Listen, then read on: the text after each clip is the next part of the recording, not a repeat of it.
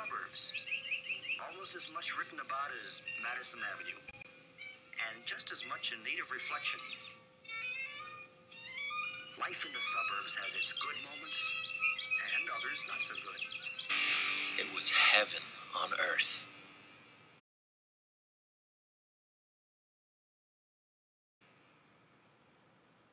Wake up, you piece of shit! Ow! Who's Venice? Huh? Who?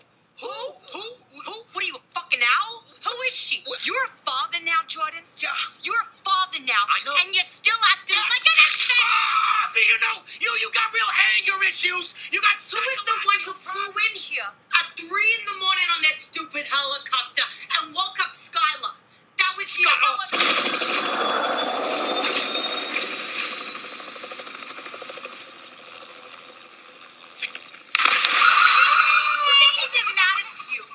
Just had that driving range sodded with Bermuda grass, Jordan. And now you fucking wrecked it. No, you didn't research the whole thing and deal with the fucking golf course people. Oh my God, you had to deal with the golf course people too.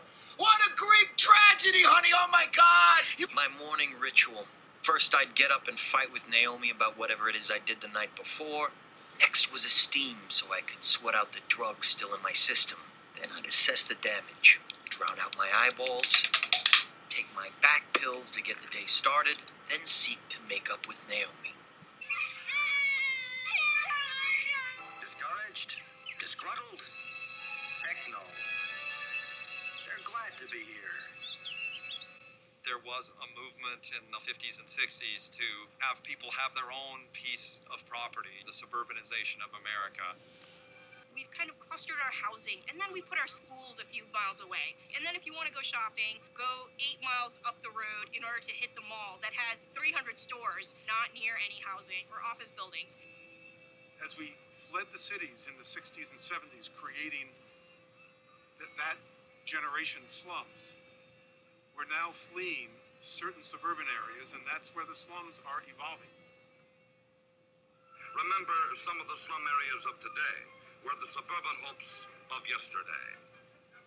Why not meet the challenge of a growing area by building a whole new city from scratch with parks and recreational areas, schools, churches, shopping centers?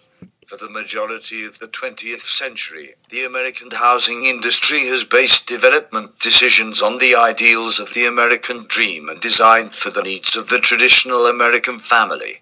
However, following these old ideals and the conservative nature of the housing industry to adopt new ideas has contributed to some of the housing issues America is facing today. As a result, the need for flexible homes is driven by 3 factors: the increasingly diverse demographics, changes in household life cycle and building life, and consideration towards affordability. An emerging initiative called New Aging is all about proactively planning the future you want rather than letting circumstances decide for you. A significant source for the ideas of New Aging comes from Matthias Hollowich, a German-born architect who is co-founder of the website Architecture and HWKN Architects in New York City. In recent years he has conducted workshops, seminars, and research studios on the subject. By considering the aging process and integrating it into daily life, he argues, we're better able to prepare for the inevitable end-of-life changes that, at present, we keep grimly hidden away in assisted living facilities and nursing homes. Multi-generational living and a clear-eyed reckoning with the limits of independence are at the root of Hollowich's New Aging. Together, they suggest increasingly popular architectural and urban planning solutions such as walkable communities in urban areas, with close amenities such as grocery stores, pharmacies, and public transit.